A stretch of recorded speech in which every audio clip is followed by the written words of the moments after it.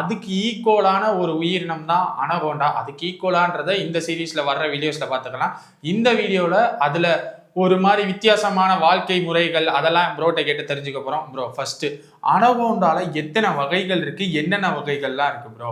மொத்தமா அனகோண்டாக்கள்ல 4 வகைகள் இருக்கு. அதுல ரொம்ப பெருசுன்னா அது கிரீன் அனகோண்டா தான். அதுக்கப்புறம் வந்து எல்லோ அனகோண்டா இருக்கு. அதே மாதிரி பொலேவியன் அனகோண்டா, அதுக்கப்புறமா டார்க் ஸ்பாட்டட் அனகோண்டா அப்படின்னு. ஸோ அந்த மாதிரி மொத்தமா அனகோண்டாக்கள்ல 4 வகைகள் வந்து இருக்கு. 4 ஸ்பீசிஸ் இருந்தாலும் இந்த கிரீன் அனகோண்டா இருக்குல்ல, அதையே சிலர் வந்து 2 ஸ்பீசிஸாவும் பிரிக்க முடியும், அப்ப 5 அப்படின்னும் வந்து சொல்லிட்டு இருக்காங்க.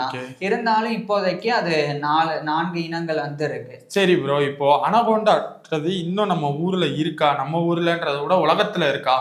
இன்னும் இருக்குதான். குறிப்பா வந்து சவுத் அமெரிக்கா அங்க இருக்கக்கூடிய அமேசான் காடுகள்ல, அடர்ந்த காடுகள்ல, சதுப்பு நிலங்கள் எல்லாம் இன்னைக்கு வரைக்குமே இந்த அனகோண்டாக்கள் வந்து இருக்குதான். ஓகே, இதோட அளவு என்ன ப்ரோ இருக்கும்? அனகோண்டாவோட அளவு, நீளம், அகலம் இதெல்லாம் என்ன ப்ரோ இருக்கும்? இப்ப பொதுவா வந்து அனகோண்டாக்கள்லயே ரொம்ப பெருசு அப்படின்னா அது கிரீன் அனகோண்டாஸ் தான், பச்சை அனகோண்டாக்கள். அது வந்து கிட்டத்தட்ட சராசரியாவே வந்து 15 அடியில இருந்து 20 அடி வரைக்கும் இருக்கும். சில இடங்கள்ல மட்டும், அதாவது ரொம்ப ரேரா வந்து 30 அடி கூட அனகோண்டாக்கள் வந்து இருக்கும். இதெல்லாமே வந்து பெண் அனகோண்டாக்கள் தான். அதே பச்சை நிறத்திலேயே கிரீன் அனகோண்டாஸ்லயே ஆண் இனம் வந்து ரொம்ப ஒரு 9ல இருந்து ஒரு 12 அடிக்குள்ளதான் இருக்கும். அதாவது பெண் அனகோண்டாவோட ரொம்ப கம்பேரிட்டிவ்லி ரொம்ப சின்னதுதான். இப்ப இதுலயே வந்து அந்த அளவு நம்ம நீளம் சொல்லிட்டோம், அதனுடைய தடிமன் இருக்குல்ல. இப்போ ஒரு 20 அடி வளர்ந்த ஒரு பெண் அனகோண்டாவினுடைய உடல் வந்து கிட்டத்தட்ட 30 சென்டிமீட்டருக்கு மேல, அதாவது 1 அடிக்கு மேல வந்து அதனுடைய தடிமண்ணும் வந்து இருக்கும். ஸோ அந்த அளவுக்கு அதனோட டயாமீட்டர் இருக்கும்.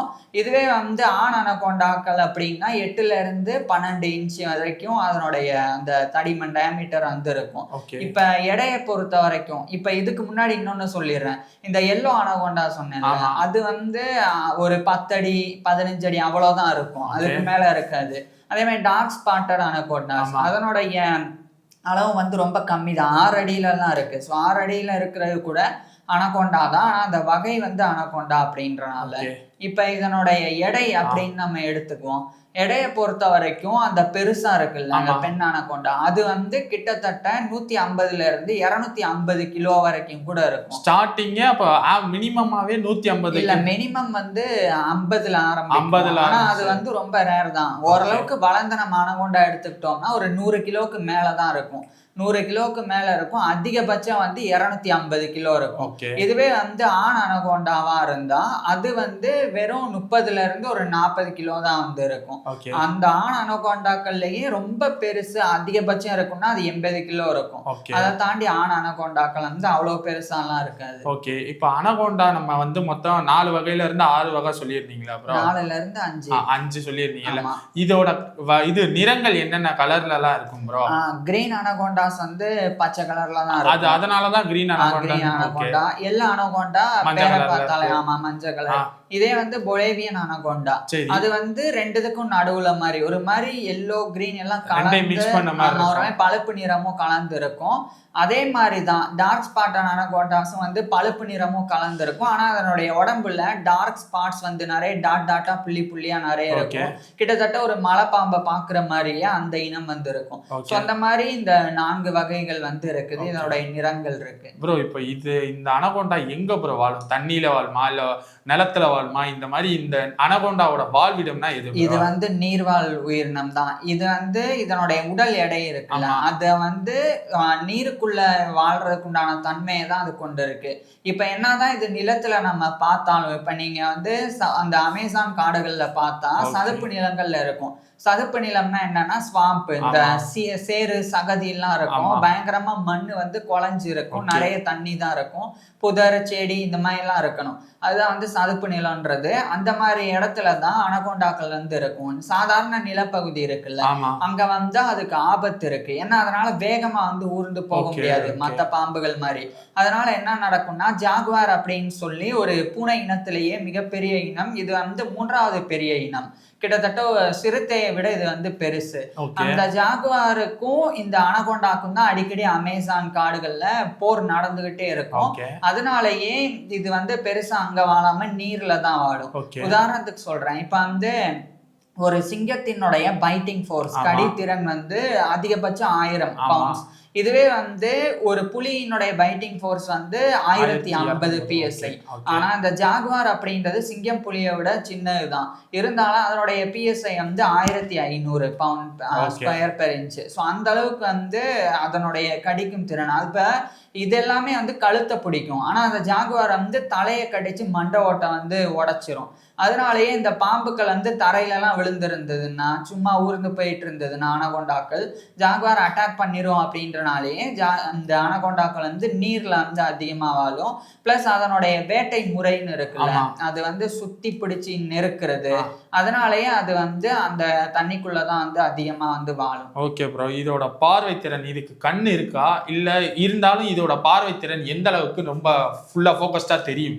ரொம்ப ஃபோக்கஸ்டாலாம் தெரியாது. இதனுடைய பார்வை திறன் வந்து வெறும் ஒரு 10-15 அடி வரைக்கும் தான் அதனால ஓரளவுக்கு பார்க்கவே முடியும். அதுக்கு மேல போனா அதுக்கு வந்து மங்களா தான். அப்ப அது உடம்போட நீளத்துக்கு திரும்பி பார்த்தா அது வரைக்கும் தான் தெரியும் கிட்டத்தட்ட. அந்த மாதிரி அதுக்கு மேலலாம் அந்த அளவுக்கு தெரியாது. ஓகே. இன்னொன்னு என்னன்னா, அதுக்கு பார்வை தெரியலன்னா கூட நீல நிறமும் பச்சை நிறமும் ஓரளவுக்கு தெரியும். கலர் பிளைண்ட்னஸும் இருக்கு, இந்த கலர்கள் மட்டும் தான் தெரியும் அந்த மாதிரியும் இருக்கு. ஆனா இதுக்கு தெர்மல் விஷன் வந்து இருக்கு. அதாவது தெர்மல் கேமரா நம்ம கேள்விப்பட்டிருப்போம். யாரோட உடல்ல இருந்து வெப்பம் வெளியே வந்தாலோ அல்லது ஒரு இடத்துல வெப்பம் இருந்தாலோ அந்த இடத்துல மட்டும் எல்லோ கலரோ இல்லைன்னா ஆரஞ்சு கலரோ ரெட் கலரோ வந்து ஸ்பாட் பண்ணி காமிக்கும் இந்த கேமரா. அந்த மாதிரி இதனுடைய மூக்குக்கும் கண்ணுக்கும் பகுதிக்கும் நடுவுல அங்க இருக்கக்கூடிய சில ஆர்கன்ஸ் வந்து இதுக்கு ஒரு சில விஷயங்கள்ல உதவுது. எப்படின்னா, இப்போ ஒரு உயிரினம் இருக்கு, அது ஒரு செடி புதருக்கு நடுவுல ஓடுதுன்னு வச்சுக்குவோம். அங்க ஓடுனாலும் அந்த உயிரினத்தினுடைய உடல் வெப்பம்னு ஒண்ணு இருக்குல்ல, அதை தெரிஞ்சுக்கிட்டே அங்க ஒரு உயிரினம் இருக்கு அப்படின்றத அனகொண்டானால கண்டுபிடிச்சிட முடியும். அதனால சில பேர் சொல்லுவாங்கல்ல, நம்ம முன்னாடி ஏதாவது வந்துருச்சுன்னா நம்ம அசையாம நின்னா அதை விட்டுடும் அப்படின்னு. அனகொண்டா அப்படிப்பட்டது கிடையாது. ஏன்னா நம்ம அசையாம நின்னாலும் நம்ம உடல்ல இருந்து வரக்கூடிய வெப்பத்தை அனகொண்டானால உணர முடியும். அப்ப நம்ம உயிரோட இருக்கக்கூடிய ஒரு உயிரினம் தான் அப்படின்றது அனகொண்டாக்கும் வந்து தெரியும் தான். ஸோ அதனால அது அந்த விஷயத்துல வந்து உஷாரா இருக்கணும். இன்னொன்னு என்னன்னா, அனகொண்டா வந்து நெருக்கும்ல, அந்த நெருக்கிறதோடைய அந்த சக்தியை பார்த்தா ஒரு ஸ்கொயர் இன்ச்சுக்கு, ஒரு சாதாரணமான ஒரு சின்ன சதுர இன்ச்சுக்கு வந்து 90 பவுண்ட் அதனுடைய எடை வந்து. அதாவது ஒரு சின்ன இடம் இருக்குன்னா இது வந்து இப்போ ஒரு பெரிய மானை சுத்துதுன்னு வச்சுக்கோம், சுத்தி நெருக்குது. அப்ப ஒரு அந்த மானினுடைய ஒரு சின்ன இடத்துல மட்டும் 41 கிலோ வச்சு அழுத்தினா எப்படி இருக்கும், அந்த அளவுக்கு அதுக்கு வலிக்கும். அப்ப ஒட்டு மொத்தமா அது வந்து எவ்வளவு உடம்ப சுத்தும். அது ஒரு மானை சுத்தினா அது வந்து ஒரு 9000 கிலோ நெருக்குனா எப்படி இருக்கும், 9000 கிலோ நம்ம அவ்வளவு பவர்ஃபுல்லா இருக்கும். அந்த அளவுக்கு வந்து அனகொண்டாக்களினுடைய அந்த இருக்கிற சக்தி இருக்கு. அது அப்படி நெருக்கும் போது அது மூச்சு விடுதுன்னு தெரிஞ்சா இன்னும் நெருக்கும். மூச்சு அதனால உள்ள இழுக்க முடியலன்னு தெரிகிற வரைக்கும் அது எந்த அளவுக்கு நெருக்க முடியுமோ அந்த அளவுக்கு நெருக்கி அதை உடைச்சு அப்படியே வந்து முழுங்கிரும். இதுதான் வந்து அனகொண்டாக்களினுடைய விஷயங்கள். சரி ப்ரோ, இப்போ இதுக்கு இந்த அனகொண்டாவோட பாம்புகளுக்கு காது இருக்கா? காது இருந்தா காது கேட்குமா? அனகொண்டாக்களுக்கு வந்து வெளியே காது மடல் இதெல்லாம் கிடையாது தான், அது பார்த்தாலே தெரிஞ்சிடும். ஆனா இன்னர் இயர் வந்து இருக்கு, அதனுடைய உட்காதுகள்னு ஒண்ணு இருக்கு. ஆனா அந்த காதுகளை வச்சு சத்தத்தை கேட்க முடியாது, அதிர்வுகளை வந்து உணர முடியும். இப்போ ஒரு மாடோ நடந்து வருதுன்னா அது நடந்து வர்றத பார்த்தே அந்த சத்தத்தை வச்சு, சத்தம் மீன்ஸ் அது கீழே தரையில போடுற அதிர்வு, அது அதனுடைய தாடைய கீழே வச்சிருக்கும் போது, இப்ப ஒரு அனகொண்டா இப்படி படுத்திருக்குன்னு வச்சுக்குவோம், இப்ப எங்க அந்த தரையில ஒரு அதிர்வு வருதுன்னா அதை அதனால உணர முடியும். உணர்ந்து ஏதோ ஒண்ணு நடந்து வருது அப்படின்னு டக்குன்னு வந்து உணர்ந்துரும். ஸோ அந்த தன்மை வந்து அனகொண்டாக்கு வந்து இருக்கு. இதோட அனகொண்டாவோட மோப்ப சக்தினா அது எந்த அளவுக்கு ப்ரோ இருக்கும்? மோப்ப சக்தி பொறுத்த வரைக்கும் இப்ப அது வந்து ஒரு உயிரினம் வந்து போயிருக்கு ஒரு இடத்துல இருந்து இன்னொரு இடத்துக்குன்னா அதை வந்து ட்ரேஸ் பண்ணி போக முடியும். அந்த வழித்தடத்துல வந்து மோப்பம் பிடிச்சு போகும். ஆனா இது எப்படி மோப்பம் பிடிக்கும்னா, மூக்கால மோப்பம் பிடிக்காது. அதுக்கு பதிலாக அதனுடைய நாக்கு இருக்குல்ல, அது துருத்திக்கிட்டு வெளியே வரும். 2 நாக்கா இருக்கும். 2 நாக்கா பாம்புகளுக்கு வெளியே வர்றதுனால என்ன ஒரு அட்வான்டேஜ்னா, அந்த எந்த பக்கம் இருந்து வாசனை வருது அப்படின்றத அந்த நாக்கு உணரும். இப்ப இந்த நாக்குல அதிகமான சுவைப்படுதுன்னா அப்ப இந்த பக்கம் இருந்து வருதுன்னு தெரிஞ்சுக்க முடியும்ல. ஸோ அந்த மாதிரி தெரிஞ்சுக்கும். அதை வந்து அந்த நாக்கை வந்து டேஸ்ட் பண்ணி அதை வாய்க்குள்ள வந்து போனதுக்கு அப்புறம் அந்த சுவையை வந்து உணர்ந்து அதன் மூலமா அந்த ஸ்மெல்லை வந்து கண்டுபிடிக்கும். கண்டுபிடிச்சு எந்த பக்கம் ஸ்மெல் இருக்கு, அது ஒரு மானோடைய வாசனையா ஒரு குதிரையோட வாசனையா அது என்னன்றதை தெரிஞ்சுக்கிட்டு அதுக்கேற்ற மாதிரி அனகோண்டாக்கள் அந்த வழியை வந்து ட்ரேஸ் பண்ணி கூட போகும். இதுல ஒரு சுவாரஸ்யமான விஷயம் என்னன்னா, அனகோண்டாக்கள்னால அதனுடைய தலை இருக்குல்ல, அதை விட கிட்டத்தட்ட 3-4 மடங்கு பெருசா இருக்கக்கூடிய அகலமா இருக்கக்கூடிய ஒரு உயிரினத்தை அப்படியே வந்து முழுங்க முடியும். ஏன்னா அதனுடைய தாடை வந்து அவ்வளவு பிளெக்சிபிளா இருக்கும். இவ்வளவுதான் திறக்க முடியும்னு கிடையாது. இவ்வளவு பெரிய உயிரினம் இருக்கு, இவ்வளவுதான் இருக்குன்னா கூட அதை அப்படியே இவ்வளவு பெருசா திறந்து அதனால முழுங்க முடியும்.